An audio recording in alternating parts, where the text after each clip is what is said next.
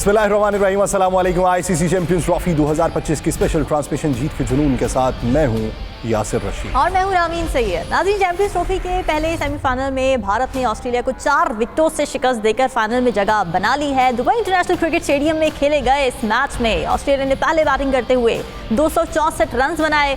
कप्तान Steve Smith ने 73, Alex Carey ने 61 और ट्रेविस हेड ने 39 रन स्कोर किए, यानी ट्रेविस हेड हेडेक ना दे सके। भारत की जानिब से मोहम्मद शामी ने 3 जबकि जाडेजा और वरुण चक्रवर्ती ने 2-2 खिलाड़ियों को आउट किया।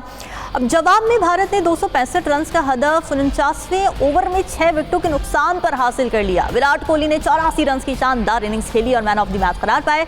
श्रेयस अय्यर ने 45, हार्दिक पांड्या और रोहित शर्मा ने 28 रन बनाए। ऑस्ट्रेलिया के एडम जंपा और नेथन एलिस ने 2-2 खिलाड़ियों को आउट किया। इस मैच के बाद ऑस्ट्रेलिया के तजियाकार बल्लेबाज जो स्टीव स्मिथ हैं, उन्होंने वनडे क्रिकेट से रिटायरमेंट का ऐलान कर दिया। क्रिकेट ऑस्ट्रेलिया के मुताबिक स्मिथ ने सेमीफाइनल के बाद साथी खिलाड़ियों को रिटायरमेंट के फैसले से आगाह किया। वो टेस्ट और T20 क्रिकेट में खेलना जारी रखेंगे और स्मिथ ने अपने वनडे करियर में 170 मैचेस में 5800 रन बनाए, जिसमें 12 सेंचुरीज और 35 निस्फ सेंचुरीज शामिल थी। विराट कोहली ने इस मैच में एक और रिकॉर्ड भी अपने नाम किया है। वो आईसीसी वनडे टूर्नामेंट्स में सबसे ज्यादा निस्फ सेंचुरीज बनाने वाले बल्लेबाज बन गए और कोहली ने 53 इनिंग्स में 24 बार 50 या उससे ज्यादा रन बनाए, जबकि इससे पहले ये रिकॉर्ड जो था वो सचिन तेंदुलकर के पास था, जिन्होंने 58 इनिंग्स में 23 निस्फ सेंचुरीज स्कोर की हुई थी। रोहित शर्मा भी एक मुनफरिद एजाज हासिल करने में कामयाब रहे हैं। वो दुनिया के पहले कप्तान बन गए जिन्होंने अपनी टीम को आईसीसी के 4 बड़े tournaments, world test championship, one day world cup, T20 world cup और चैंपियंस ट्रॉफी के फाइनल में पहुंचाया। और अब देखना यह है कि क्या ये भारत रोहित शर्मा की क़यादत में चैंपियंस ट्रॉफी 2025 का टाइटल जीतने में कामयाब हो पाएगा या नहीं। इसी बारे में बात करेंगे। सरफराज नवाज साहब हमारे साथ मौजूद हैं और भारत से भारती साहब चंद्रशेखर लुथरा जी ने हमें ज्वाइन किया है। आप दोनों हजरात का बेहद शुक्रिया। कप्तान जी, क्या देखते हैं कि कल का मैच, पहले तो आपकी वो पेशीन गोई कि आपको 50 ओवर्स पूरे खेलती हुई ऑस्ट्रेलियाई टीम दिखाई नहीं दे रही थी। वो गरीब टीम 3 बॉल्स पहले ही जो है वो बुक हो गई। कल के मैच पे क्या अहाता करेंगे? कल का मैच तो काफ़ी शुरू में इंटरेस्टिंग बन गया था और ऑस्ट्रेलिया ने उम्मीद से ज़्यादा रन कर लिए, 260 और रन जो किए हैं। मेरा नहीं ख्याल था 250 से ज़्यादा बढ़ेंगे। एनीवे, 2 बैट्समैन उन्होंने जो ज़बरदस्त किए अपना कैप्टन ने, और उसके बाद मैं ये देख रहा था कि कैप्टन जो था उनका स्मिथ, वो एक वाई फिर बाद में मारना शुरू कर दिया था। हालांकि अगर स्टे करता और आराम से खेलता रहता, उस वक्त 13 ओवर अभी बाकी थे, तो इससे बड़ा स्कोर करने में कामयाब हो सकते थे। लेकिन अपनी हिकमत अमली होती है कि जो उसने सोचा, क्या सोचा, उस वजह से वो आउट हुआ। और उसके बाद फिर उनके जो दूसरे बैट्समैन थे 61 रन किए। लेकिन मैं ये कहूँगा कि इंडिया ने बड़ी अच्छी लाइन और लेंथ और बॉलिंग की है। ये पिच ऐसी थी कि इसमें सिर्फ लाइन और लेंथ की जरूरत थी। बाकी बॉलर जो उनको जो कोशिश की, जैसे शुरू में शामी ने कोशिश की और स्टंप के बाद 3 चौके भी लगे उसको, इस तरह आउटसाइड दी स्टंप्स अगर बॉलिंग करेंगे ऐसी पिचों पे तो फिर आप कामयाब नहीं हो सकते। अभी दिन स्टंप करें, let the batsman make mistake, तो ये तो फिर तजर्बे के साथ ही आदमी को समझ आती है कि पिच पे क्या करना है। उसके बाद बैट्समैन की रीड करना कि फ्रंट फुट पे है, बैक फुट पे है, ऑफ स्टंप के बाद अच्छा खेलता है या लेग स्टंप के ऊंची मारता है, जैसे उनके कैप्टन शर्मा साहब इंडिया के मारते हैं। तो ये सारी चीज़ें देखने के बावजूद भी बॉलर को तो मैं कहता हूँ कि शामी काफ़ी तजर्बाकार भी है। तो बहरहाल एनीवे ही टूक 3 विकेट्स एट द एंड। और उसके बाद मैं कहूँगा कि जडेजा ने बड़ी अच्छी बॉलिंग की, टाइट की और लाइन और लेंथ अच्छी रखी उन्होंने। और उसके बाद फिर ये इंडिया ने जो मैं कहूँगा कि ऑस्ट्रेलिया की जो 260 और रन थे इस पिच पे, जैसे कोहली का बयान मैं देख रहा था, उसने कहा कि मैं स्टे कर रहा था, सिंगल एंड टूज के ऊपर कंसंट्रेट किया, पाकिस्तान के खिलाफ भी और ऑस्ट्रेलिया के खिलाफ भी, जिससे ये कामयाबी हुई। तो यही मैं कह रहा था कि ये ग्राफ्टिंग पिच है इस तरह की जो पीछे यूएई में है तो ग्राफ करना पड़ेगा, सिंगल टू छक्के चौके की तरफ कम जाएं और अपना फिर रन ऑन द बोर्ड बढ़ाते जाएं। जी ठीक बात है शेखर साहब, हम ये देख रहे थे, एक तो कॉन्ग्रेचुलेशंस के इंडिया जीत गया, वेल डिजर्व्ड, बहुत अच्छी ज़बरदस्त टीम है, लेकिन ये कि हमने ये देखा कि जैसे ही ऑस्ट्रेलियन बल्लेबाज कोई भी टिक कर थोड़ा सा खेलना शुरू होता, जैसे ट्रेविस हेड थे, वो डॉट बॉल्स भी उन्होंने बहुत खेली लेकिन शॉट्स अच्छे लगा रहे थे, और जैसे ही हमें लगता कि अब ये जम के खड़े हो गए हैं वैसे ही एक विकेट गिर जाती। जो बॉलिंग कॉम्बिनेशन है कैप्टनसी रोहित शर्मा की और वैरायटी ऑफ बॉलर्स जो हमने देखा है कि इंडिया के पास है, आपको लगता है कि इससे बहुत ज़्यादा हेल्प मिली and it is also an inspiration for other teams? देखिए, आपको एक चीज माननी पड़ेगी, ऑस्ट्रेलिया का पहला गेम था उस ग्राउंड पर और हमारा चौथा गेम था। वो जो एक्सपीरियंस था उस ग्राउंड पे खेलने का, सर्टेनली इंडिया को पता था क्या करना है। एक एक्स्ट्रा बॉलर के साथ गए, 4 स्पिनर्स, मुझे कभी याद नहीं, सरफराज साहब के टाइम में हुआ करते थे, चंद्रा बेदी, वेंकट राघवन और अपना प्रसन्ना साहब। मुझे उसके बाद कभी याद नहीं है कि 4 स्पिनर्स के साथ और फिर 2 पेसर्स के साथ हम खेले, एक एक्स्ट्रा बॉलर के साथ गए। तो रोहित को बिल्कुल आइडिया था क्या करना है। और दूसरा, ऑस्ट्रेलिया जैसी टीम के बॉलर्स नहीं है, साफ जब चेज कर रहे थे, जब आपके पास अच्छे प्लेयर्स हैं इंडिया के, तो कोहली जैसे, जिनको मालूम था रन बॉल खेलना है, तो ऐसे चेज में आप कैच नहीं छोड़ सकते उनका। और ऐसे वक्त में आपको ये भी देखना पड़ेगा कि आपके जो बॉलर्स हैं उनकी लाइन और लेंथ बीच में बहुत भटक रहे थे, उनका इनएक्सपीरियंस दिख रहा था। कोई भी बॉलर उनका ऐसा नहीं था, जैम्पा की कुछ एक बॉलें थोड़ी जरूर परेशान की, अदरवाइज कोई बॉलर ऐसा नहीं था कि उन्होंने विकेट लेने वाली थी। हमने विकेट दी क्योंकि हम अपनी जो गलतियां कर रहे थे, उनके पास ऐसा कोई बॉलर नहीं था। और जो सबसे बड़ी चीज मैंने कहा कि एट ऑलमोस्ट हाफ स्टेज पे था मैच के, 144 फॉर 4 थे ऑस्ट्रेलिया 26 ओवर के बाद। तो सिंपल सा गेम था कि उसके बाद आपको एक्सेलरेट भी करना था, ना भी करते तो रन बॉल, जो सरफराज साहब ने कहा कि स्मिथ को उस वक्त पे शायद उस शॉट के लिए नहीं जाना चाहिए था। अगर आप 288 का स्कोर भी लगाते हो हाफवे से, आप सीधा ये भी चलते पकड़ के, तो 288 भी विनिंग टोटल हो सकता था यहाँ पर। कैसी भी बॉलिंग होती, कुछ भी होता। बट एनीवे, इंडिया का एक्सपीरियंस और इंडिया ने जिस क्लिनिकल प्रिसीजन से खेला, मुझे लगता है हाईली डिजर्विंग विक्ट्री थी। अच्छा, एक चीज़ चंद्रशेखर जी, जो आपका टॉप ऑर्डर है बल्लेबाजों का, वो नाकाम रहा है, ये क्या एक वार्निंग साइन है, या फिर आप समझते हैं कि प्रेशर मैच की वजह से ऐसी सूरत हाल हुई? देखिए, सभी को पता है कि हम एक बैट्समैन शॉर्ट चल रहे हैं। क्यों चल रहे हैं? क्योंकि बॉलर्स को थोड़ा ज्यादा खिलाने के, बुमराह के ना होते हुए, तो आप एक बॉलर का एडवांटेज लेकर के चल रहे हैं। जब आपको ये सब मालूम है, तो पहला मैच अगर आपको याद हो, शुभमन गिल ने स्कोर किया, फिर रोहित ने किया, फिर अच्छा राहुल और जो श्रेयस अय्यर है वो चिप इन कर ही रहे हर एक मैच में। कोहली ने एक शतक कर दिया, कल शतक चुक गए। तो अगर आप देखिए तो टॉप ऑर्डर फ्लॉप जरूर रहा है, लेकिन टोटल फ्लॉप नहीं रहा। वो उनमें से कोई ना कोई अपना कंट्रीब्यूशन कर रहा है। और ये इतने बड़े प्लेयर्स हैं, बिलीव मी, रोहित, और खासकर मैं जब कोहली की बात करूं, और खासकर चेस करते हुए, पहली बात कल टॉस फिर से हारे हम, 14 टॉस हार चुके हैं। उसके बावजूद भी आपको मालूम था कि 265 रन बॉल में भी आपको 35 बॉल्स का कुशन है।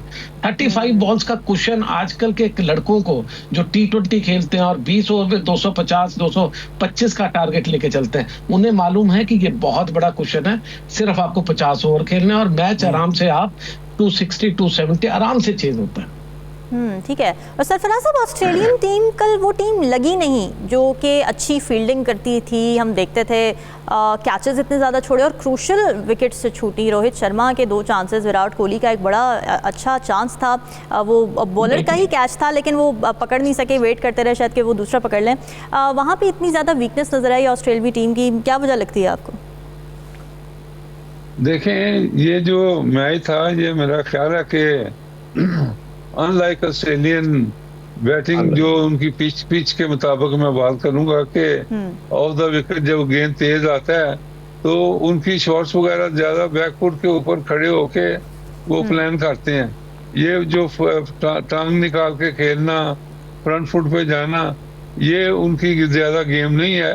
तो बहरहाल ये जो पिच थी, ये फ्रंट फुट पे ग्राफ्टिंग वाली पिच थी, इसमें चौके छक्कों वाला मामला बहुत कम था, जो ऑस्ट्रेलिया ज्यादा इसके ऊपर इंतजार करता है। इस वजह से मैं कहूँगा कि इंडिया की बॉलिंग जो 4 स्पिनर जैसे लोथरा साहब ने कहा, शेखर साहब ने कहा कि 4 स्पिनर खिलाना भी एक बड़ी हिम्मत की बात है। और उसके बाद फिर इंडिया को जो एडवांटेज है, उनके 3 ऑलराउंडर हैं बॉलर में, जैसे जडेजा है, जी जी आयर है, उसके बाद फिर ये उनका अपना पांड्या है। तो ये 3 तो ऑलराउंडर उनके मौजूद है ना, जो स्कोर भी करते हैं, विकेट भी लेते हैं।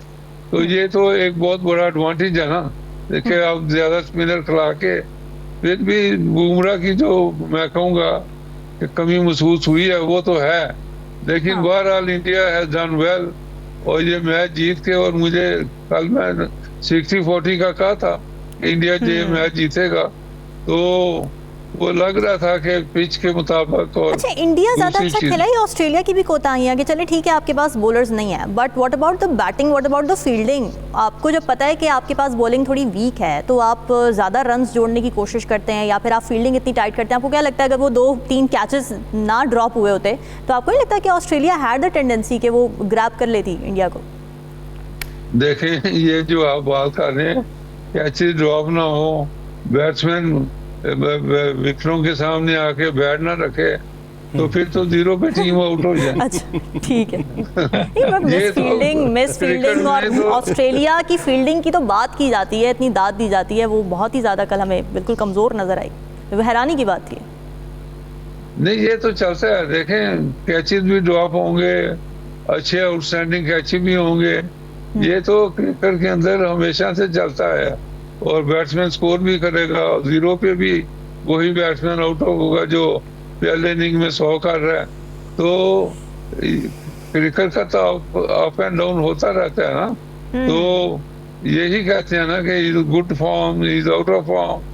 कोई भी बड़ा मैच अगर हो और बड़े मैच के बाद उसकी हार जीत के जो नताइज हों, तो हारने वाली टीम का कप्तान रिज़ाइन क्यों कर देता है, या वो उस फॉर्मेट को छोड़ने का ऐलान क्यों कर देता है?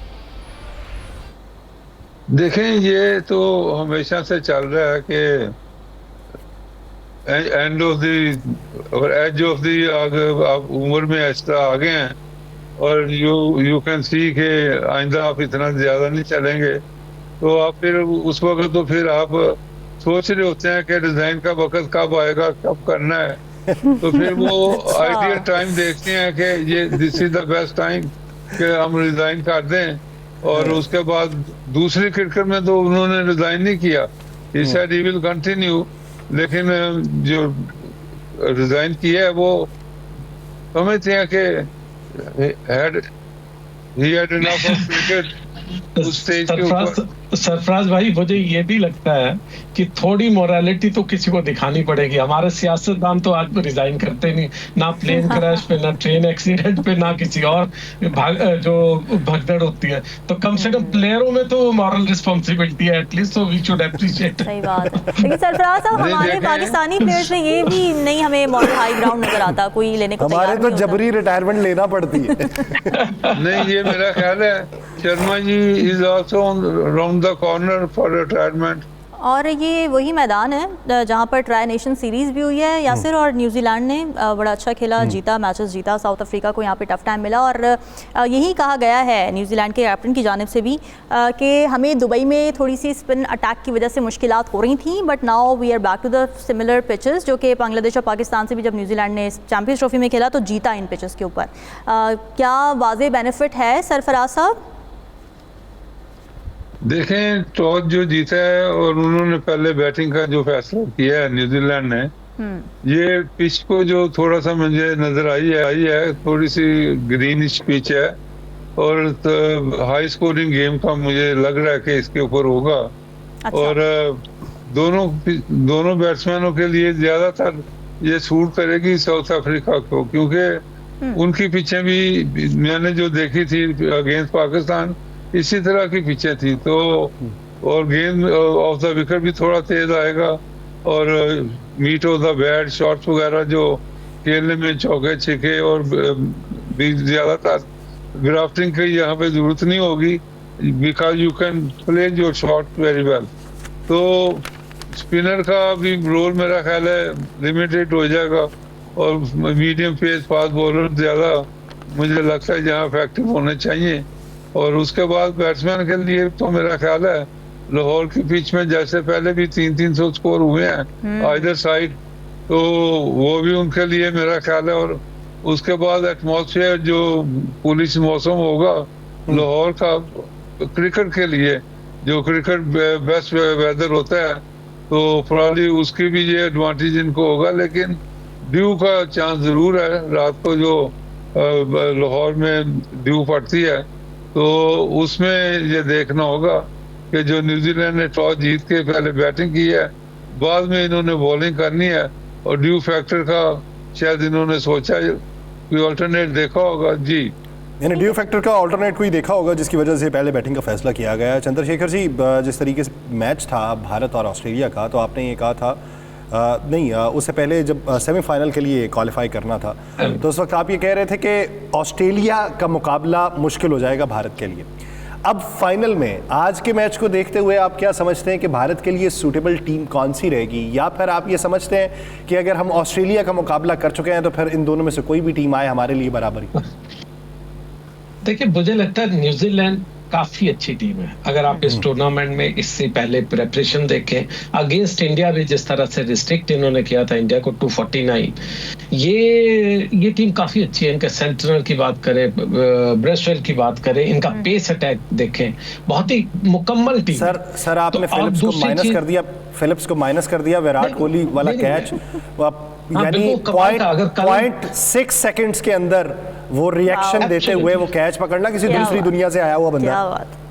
बिल्कुल बिल्कुल, इसमें कोई डाउट नहीं। मैंने कहा ना, मुकम्मल टीम है। और इनका इस सब कॉन्टिनेंट में पिछले 3 महीने का रिकॉर्ड देखो, 3.5 महीने का, तो कमाल का, सबसे अव्वल दर्जे की टीम है। और दूसरा, ये एक मैच खेल चुके हैं जो अपना गल्फ में, अपना जो दुबई में इंडिया के अगेंस्ट। और मेरा ये मानना है, बिल्कुल प्योरली मेरी अपनी असेसमेंट है, कि ये वो मैच इन्होंने पूरा डिक्टेट किया। उन्होंने टॉस भी जीता, उन्होंने इंडिया को जैसा चाह वैसे खिलाया। बाद में जब लग रहा था कि जिस तरह से स्टेप आउट हुए थे केन विलियमसन, वो ऐसे लग रहा था जैसे माल रोड पे घूम रहे हैं और स्टंप होना चाह रहे थे। मेरा ये मानना है, उन्होंने बिल्कुल ऑस्ट्रेलिया सेटअप किया था इंडिया के लिए, और यहाँ पर उनको खेलना शायद ज्यादा बेटर था। और वहां जाएंगे तो एक थोड़ा एक्सपीरियंस लेकर के जाएंगे, और इंडिया के लिए सबसे बड़ा थ्रेट यही हो सकते हैं। रही बात साउथ अफ्रीका की, टीम बहुत अच्छी है, मुकम्मल टीम अच्छी, पेस अटैक शायद बहुत ही बढ़िया चल रहा है। लेकिन साउथ अफ्रीका का वही इनएक्सपीरियंस सामने आएगा कि उन्होंने दुबई में कोई मैच नहीं खेला है। और ये अगर साउथ अफ्रीका यहाँ से जाती है तो मुझे लगता है कि इंडिया के लिए ज्यादा बेटर होगा। लेकिन अगर न्यूजीलैंड जाती है तो इंडिया के लिए 50-50 वाला गेम होगा, जो एक बहुत अच्छा मुकाबला होने वाला है। और दूसरा, वैसे भी मेरा ये मानना है कि आज आपके यहाँ से तो आज बारातें निकल जाएगी।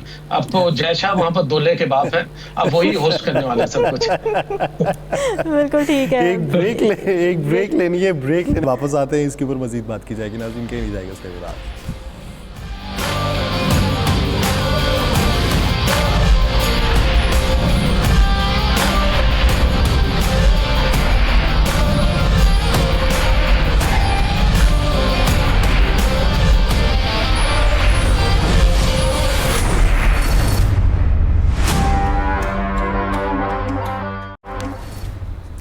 Welcome back. शेखर जी हमारे साथ मौजूद है, सरफराज नवाज साहब भी हमारे साथ मौजूद है। शेखर जी, साउथ अफ्रीका की हमने इस टूर्नामेंट में ये एबिलिटी देखी है to limit a team to low score. Afghanistan के साथ हमने देखा 179 पर रिस्ट्रिक्ट किया, इसके अलावा इंग्लैंड को 179 पर रिस्ट्रिक्ट किया, अफगानिस्तान को 208 पर रिस्ट्रिक्ट किया, और ये one of the lowest totals थे इस टूर्नामेंट के।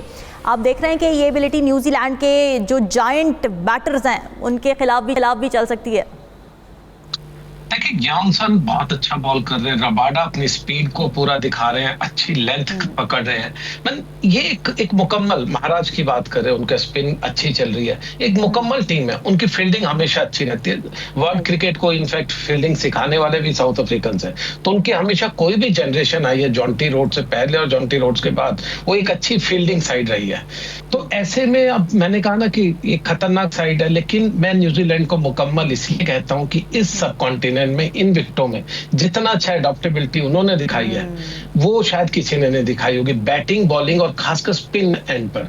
उनके स्पिनर्स इंडिया से बेटर दिखे थे टेस्ट सीरीज में। आज भी उनके स्पिनर्स ने जब इंडिया के अगेंस्ट बॉल की थी तो बहुत ही अच्छा, उनके पेसर्स ने हमें काफी परेशान किया था। उनके स्पिनर्स बहुत ही वर्ल्ड क्लास है। तो उस लिहाज से मुझे एक टीम बड़ी अच्छी बैलेंस दिखती है और मेरा मानना यह है कि अगर ये टीम न्यूजीलैंड जीतती है आज, पहली बार टॉस जीतते हैं तो कुछ सोचकर कि उनको एक बड़ा स्कोर लगाना पड़ेगा और उन्हें भी मालूम है कि दूसरी तरफ किस तरह का अटैक होगा।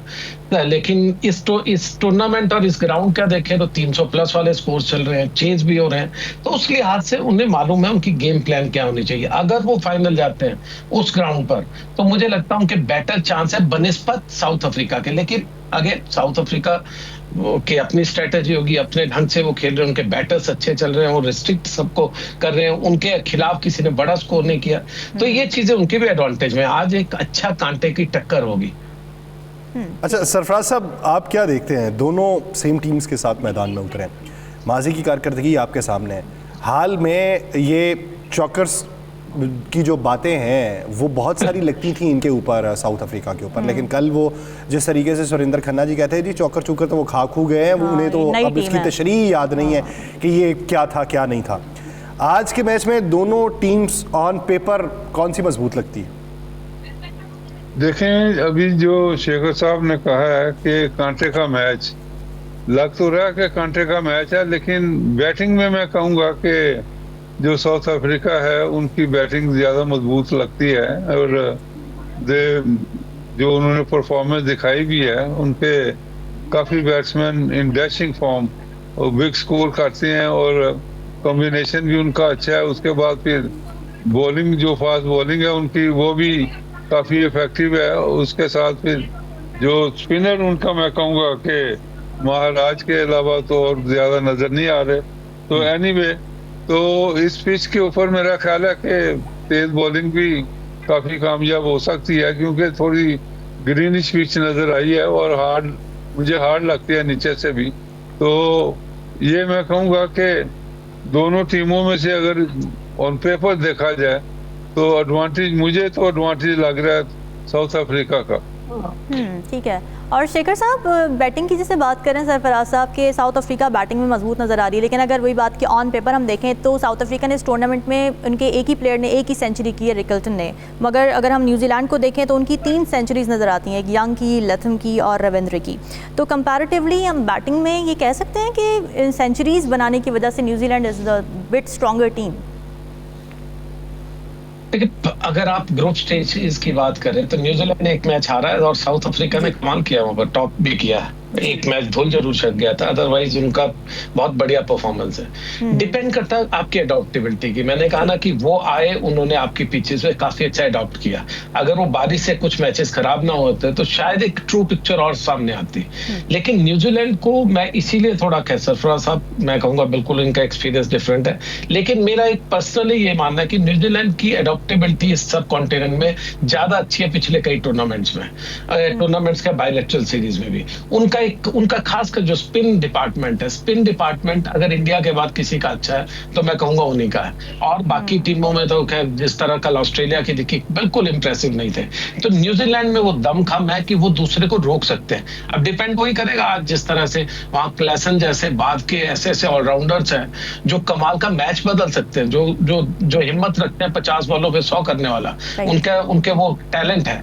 लेकिन न्यूजीलैंड के स्पिनर्स का असली दारोमदार तभी होगा, और खासकर वो पेसर्स भी जो शुरू में अगर आप देखें किस तरह से बाउंस जनरेट करते हैं, उन्होंने तंग किया सभी को, इंडिया को एक तरह से बिल्कुल परेशान किया था उनके मिडिल ऑर्डर को। लेकिन आज का मैच काफी, मैंने कहा कांटे का होगा। दूसरी सबसे बड़ी चीज, एडवांटेज थोड़ा सा न्यूजीलैंड को मेरे हिसाब से, क्योंकि टॉस भी जीते हैं। एटलीस्ट अगर अच्छा स्कोर लगा दिया उन्होंने बोर्ड पर तो ऑब्वियसली उनके बॉलर्स में इतनी कैपेबिलिटी है कि 300 से ऊपर किसी को चेज ना करने दे, तो ऐसा है उनमें दम।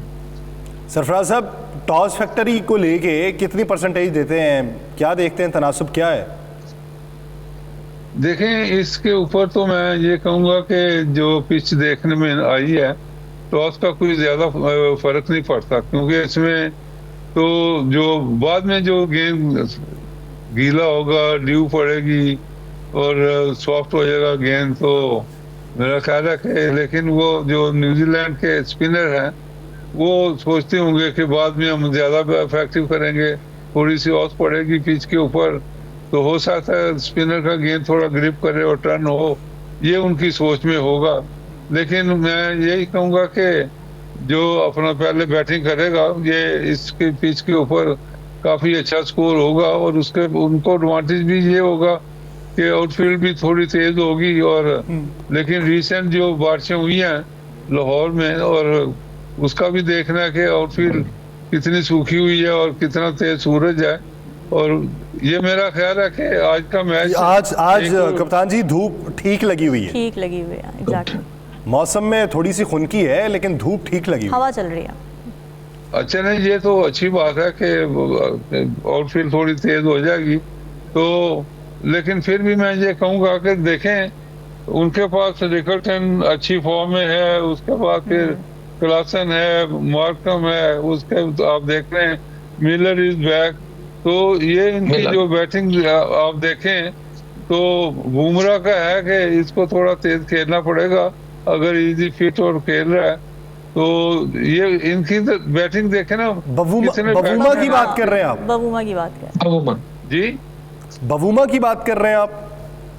जी जी जी जी, पहले पिछले मैच नहीं खेल रहा था, वो कुछ बीमार था। हाँ जी। तो आज वही वापस आया ना, कैप्टन जो है वो पिछले मैच में रेस्ट करने के बाद आज ही वापस है। तो ये इसका देखना है कि ये कितना तेज खेलता है क्योंकि इसकी जो ग्राफ्टिंग ही ज्यादा ऊपर छक्के चौके इसके बड़े कम देखने में आए हैं। तो लेट्स होप के एनीवे।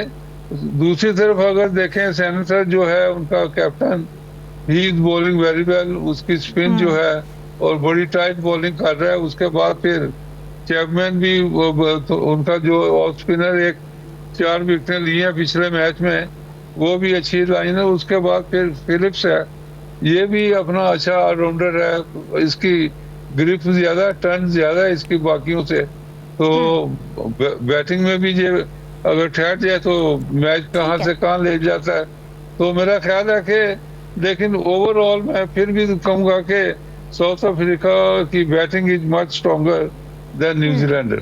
और शेखर जी, जब अभी न्यूजीलैंड कर रहा होगा बैटिंग तो साउथ अफ्रीका के लिए क्या क्रूशल होगा? जेंसन को हम देख रहे हैं अच्छी फॉर्म में है, मॉल्डर जेंसन का कॉम्बिनेशन अच्छा लग रहा है, क्रूशल 3 विकेट्स भी ली थी इंडिया के खिलाफ। आप देख रहे हैं कि ये कॉम्बिनेशन इसको शुरू में स्ट्रैटेजाइज करना पड़ेगा, विकेट्स लेनी पड़ेंगी, क्या स्ट्रैटेजी होनी चाहिए? देखिए सिंपल है, अगर आप ब्रेक थ्रू ले सकते हैं शुरू में, क्योंकि न्यूजीलैंड के बैटर्स भी अगर आप देखें टॉप 5 में, खासकर जो पुराने कप्तान हैं इनके विलियमसन, अच्छी फॉर्म में अच्छे उसमें दिख रहे थे और सभी बैट्समैन अच्छा कर रहे हैं। अपना कंट्रीब्यूशन अगर आप पिछले मैचेस का देखें, 3 मैचेस उन्होंने पूरा कंट्रीब्यूट हर एक बैट्समैन ने किया है, थोड़ा बहुत कम और ज्यादा हो सकता है। तो बैटिंग अच्छी स्ट्रांग है, आपको कितना ब्रेक थ्रू ले सकते हो, कितना प्रेशर डाल सकते हो। और दूसरा लाहौर में जिस तरह आप बात कर रहे हैं कितने हाई स्कोरिंग मैचेस हैं, अब हाई स्कोरिंग में देखिए आपको एक टारगेट को सेट करना पड़ेगा। When you have the best of the bowling attack, अगर साउथ अफ्रीका की बात करें तो उनका तो एक ही होना चाहिए मकसद कि 250 से 300 के बीच में रोके, जो पॉसिबल कम हुआ है। लाहौर में अच्छे स्कोर भी हुए हैं, लेकिन इन्होंने करके भी दिखाया, बाकी टीम्स को सबसे कम रिस्ट्रिक्ट इन्होंने किया।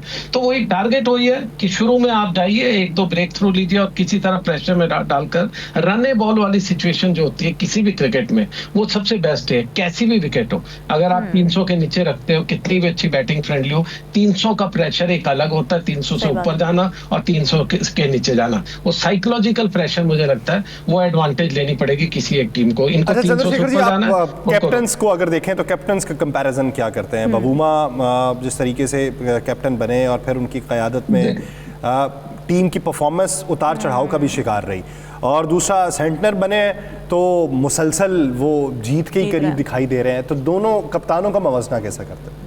देखिए आप दोनों को कंपेयर कर ही नहीं सकते। एक तरफ तो आप परफॉर्मेंस या एक तरह से है कि नेचुरल जो आप प्रोग्रेस करते हैं और फिर आपको कप्तानी मिलती है। बवूमा का बहुत सिंपल है, वो एक कोटे के एक प्लेयर है, वहां पर एक उनका सिस्टम बना हुआ है कि इतने ब्लैक प्लेयर्स, इतने व्हाइट प्लेयर्स, इनको कंबाइन करना है, एक लीडरशिप में भी उनको डेवलप करना है। देखिए वो कंट्री एक डिफरेंट दौर से गुजर रही है, लेकिन उसमें कप्तानी का मिल जाना वो भी तो एक बड़ा आंसर है ना। बिल्कुल, देखिए मैंने क्या कहा, ये पॉलिसी है उनकी, उनको उन्होंने कप्तान बनाया है, इनको कितने डिजर्विंग है कितने नहीं, ये तो उन्हीं की पॉलिटिक्स आपको वहां की बता सकते हैं, वहां के जर्नलिस्ट ज्यादा अच्छे बता सकते हैं। लेकिन जो मैंने देखा है, दूर से जो मैं देख रहा हूँ, ये एक कोटा के प्लेयर है, तो उस कोटे में ये सेट होते हैं। ठीक है, he is a decent batsman, decent fielder, लेकिन ऐसा एक्स्ट्रॉर्डिनरी कुछ इनके परफॉर्मेंसेज नहीं है जिसके दम पर ये कहा जा सके कि हाँ, he has earned his captaincy. तो दोनों का बहुत डिफरेंस है, मुझे नहीं लगता देयर इज एनी कंपैरिजन। ठीक है, और सरफराज साहब आपको क्या लगता है इन दोनों कैप्टन्स का मुवाजना अगर करें हम?